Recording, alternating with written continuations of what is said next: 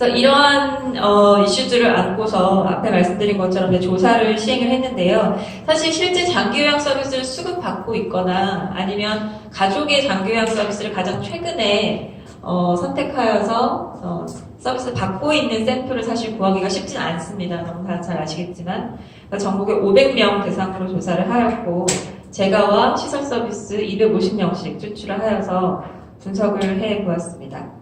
두 번째 파트인 노인 장기요양 서비스 소비자 인식 조사 결과에 대해서 한번 살펴보려고 하는데요. 사실 굉장히 방대한 설문을 시행하였고 그 중에서도 오늘의 주제와 좀 관계가 있을 그 결과만 좀 가지고 나와봤습니다.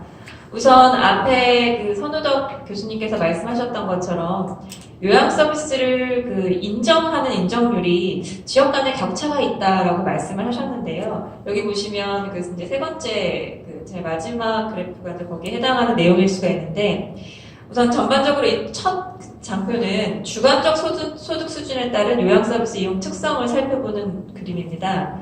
즉 내가 스스로 상류층이다, 중류층이다, 아니면 하층이다 라고 하는 인식에 따라서 어떤 그 행태를 보이고 있는지를 조사해 봤는데요.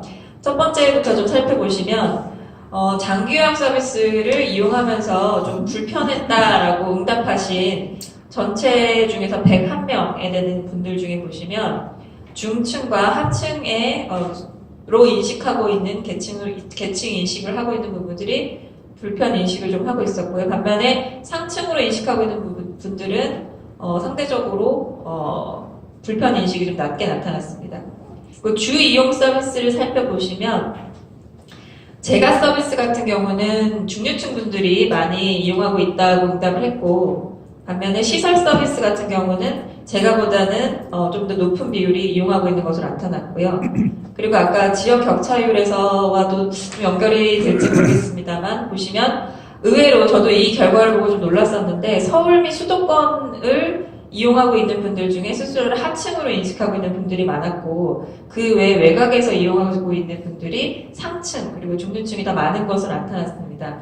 아마도 그 서울 및 수도권에서 인정률이 더 높아서 하층에 해당하시는 분들이 인정률을 더 많이 포괄이 돼서 서울 수도권에 밀집되어 있을 수도 있고 아니면 그 외에 그 외곽 지역에 좀 더 아까 보시는 그 노인 친화적이고 좀 더 여건이 좋은 이용하기 좋은 파주라든지 그런 지역에서 이용하시는 상층의 분들이 더 많이 이용하는 경우도 있지 않을까라는 생각이 들었습니다. 저도 사실 이 연구를 하면서 그리고 최근에도 나는 요양원들을 틈틈이 방문을 해보고 있는데요. 파주라든지 그런 지역에 갈수록 앞에 선우덕 교수님이 보여주셨던 것처럼 굉장히 이렇게 자연과 어우러져서 안에 꽃도 가꾸고 할 수 있는 요양원들이 있다면 도심에 있는 서울 지역에 있는 곳일수록 좀 이렇게 기존의 요양원의 모습을 답습하는 요양원들이 아직 많이 남아있는 그런 것들을 좀 관찰할 수 있었습니다. 네, 그래서 계속 보시면 그래서 재가 서비스와 시설 서비스 간 이용 특성을 또 몇 가지 좀 살펴보겠습니다. 서비스 이용 기간, 그리고 비용 납부 적용 기준, 그리고 장기요양 등급과 같은 자료들을 가지고 볼 텐데요. 우선 서비스 전체 이용 기간은 아무래도 시설에 계신 분들이 3년 이상으로 좀 더 높게 나타났고 그리고 재가를 이용하시는 분들이 2년 미만을 이용을 하고 있는 것으로 나타났습니다. 그리고 요양 서비스 비용 납부 적용 기준을 보시면 일반 대상자 같은 경우에 시설과 재가 서비스를 고르게 이용하고 있는 반면 기초생활수급 대상자분들은 시설 서비스를 이용하고 있다는 비율이 더 높았고 감경 이용자분들은 재가 서비스를 더 상대적으로 높게 이용하고 있었습니다. 재밌는 것은 이제 장기요양 등급 대비 시설과 재가 서비스 이용 응답률이었는데요. 제일 마지막 그래프이고요. 보시면 1등급일 때도 재가 서비스를 받고 있으셨다고 응답하신 분이 있었고 그리고 3, 4등급인데도 시설 서비스를 이용하고 있는 경우도 나타났습니다. 그리고 재가 서비스와 시설 서비스에 대한 만족도를 각각 한번 살펴볼 텐데요. 물론 이 만족도는 이제 체감률이라고 볼 수 있는데 어떻게 보면 실제 국민 체감률이라고 장기요양 서비스 실제 이용자의 국민 체감 정도라고 볼 수도 있겠습니다. 보시면 재가 서비스 만족도는 일상 식생활 지원 서비스에 대한 만족이 상대적으로 높았고 그 다음은 위생 서비스, 그 다음은 소비생활 지원 서비스와 같이 만족이 높다고 이제 응답을 했는데요. 일상 소비생활 지원 서비스라고 하면 어떤 경우냐면, 예를 들면 뭐 장보기를 대신해 준다든지, 아니면 은행 업무를 좀 대신해 준다든지, 제가 서비스 하시는 요양보호사들이 해주시는 그런 업무를 의미를 하는 거고요.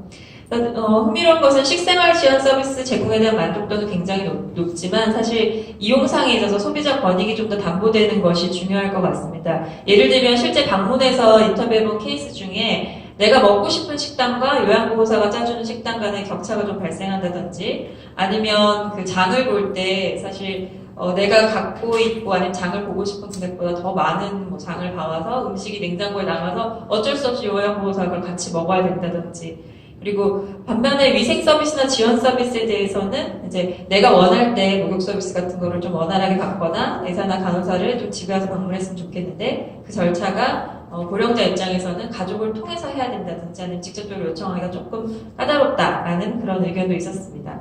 그래서 이 만족은 사실 굉장히 높게 형성되어 있습니다. 하지만 만족을 넘어서 서비스 품질 제고나 아니면 제도의 신뢰를 형성하기 위해서는 보다 소비자 관점에서 불편이나 문제인식에 근거한 정책 니즈를 좀 더 발굴하고 새로운 과제를 좀 한번 발굴해보는 것이 어떤가라는 생각이 들었습니다. 다음으로 시설 서비스 만족에 대한 부분입니다. 시설도 사실 보면 거의 뭐 다 80점대의 높은 만족도를 보이고 있습니다. 첫 번째는 식생활 지원 서비스 제공이 가장 높았고, 그 다음으로는 이제 그러니까 위생 지원 서비스 제공이 높았고, 그 다음에는 식생활, 그리고 일상 소비생활 기능 유지가 높게 나타났는데요. 사실 동일하다고 볼 수 있지만 좀 더 시설에서 이용하셨을 때 위생에 대한 지원 서비스에 대한 만족이 좀 더 높은 것으로 나타났습니다. 그리고 이 자료에는 지금 포함되어 있지 않지만 흥미롭게도 위생 서비스 지원에 대한 그 굉장히 만족이 높게 나타났음에도 불만족, 그러니까 즉 불편하다라고 응답한 또 별도의 문항이 있었는데 그 점수 또한 굉장히 높게 나타나서 위생이나 식생활이나 소비생활에 대한 니즈가 제가보다는 시설에서 굉장히 크다라고 판단이 될 수 있었습니다. 다음은 서비스를 전환해본 경험입니다. 이 서비스 전환 경험은 요양보호사를 바꾸신 경험이 아니라 기관 자체를 바꾸신 경험으로 측정을 했고요. 그래서 사실 어르신들이 요양보호사를 굉장히 자주 교체하시는 걸로 알고 있는데 기관 자체를 교체한 경험률은 11% 그리고 1회 정도로 나타나고 있습니다. 변경 이유를 살펴보시면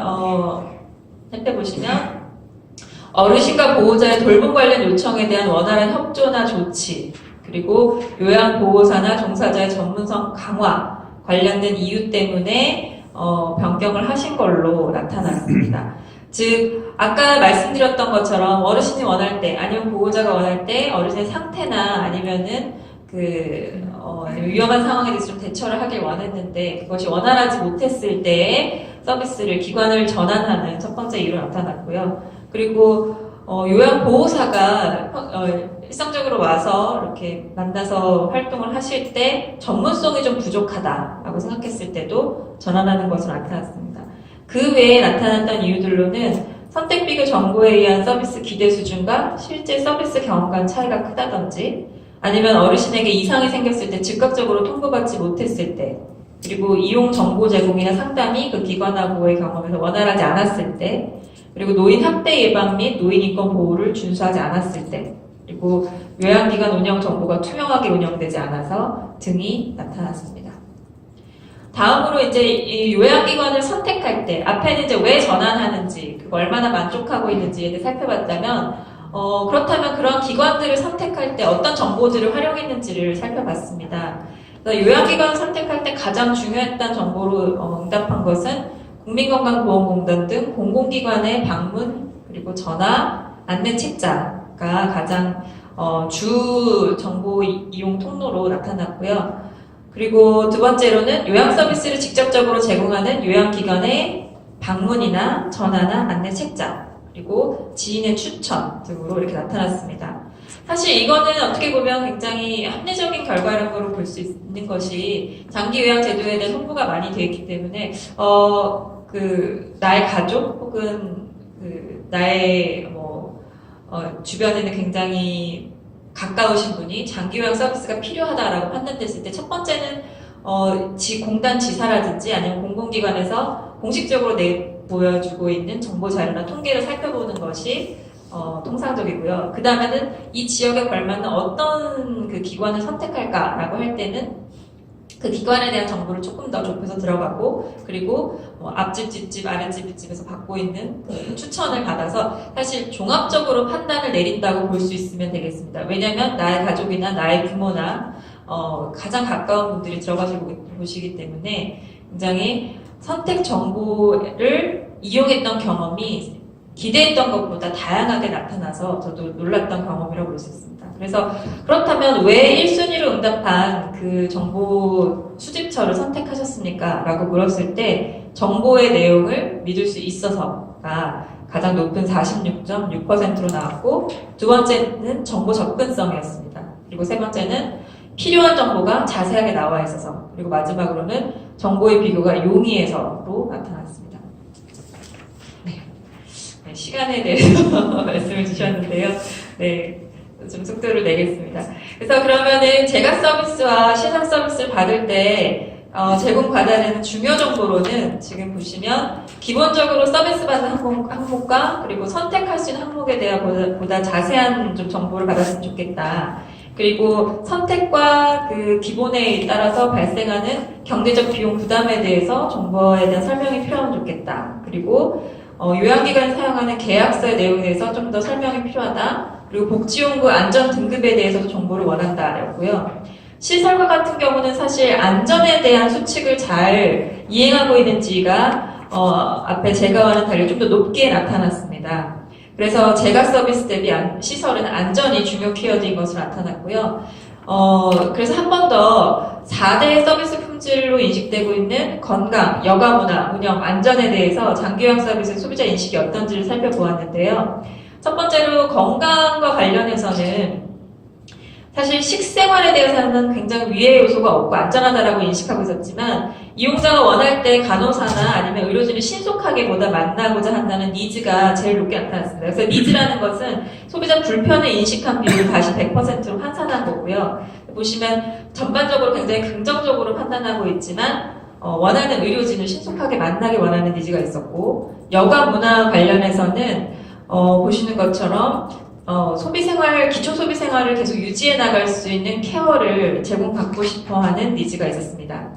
그리고 요양기관 운영 전반에 대해서는 돌봄 인력, 그리고 돌봄 서비스 유지 관리에 적절한 전문성이 필요하다라는 니즈가 굉장히 높게 나타났습니다. 물론 현 수준의 만족도 없지만 더 큰 니즈를 원하는 것이고요.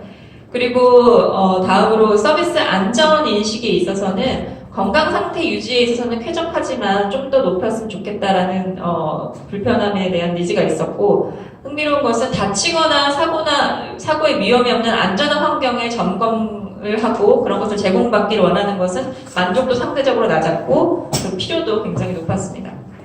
그리고 이 장기요양 서비스 제도에 대해서는 굉장히 긍정적인 인식이 형성돼 있었고, 우리 가족에게 필요하고 다시 선택해도 이 제도를 선택하겠다라는 인식이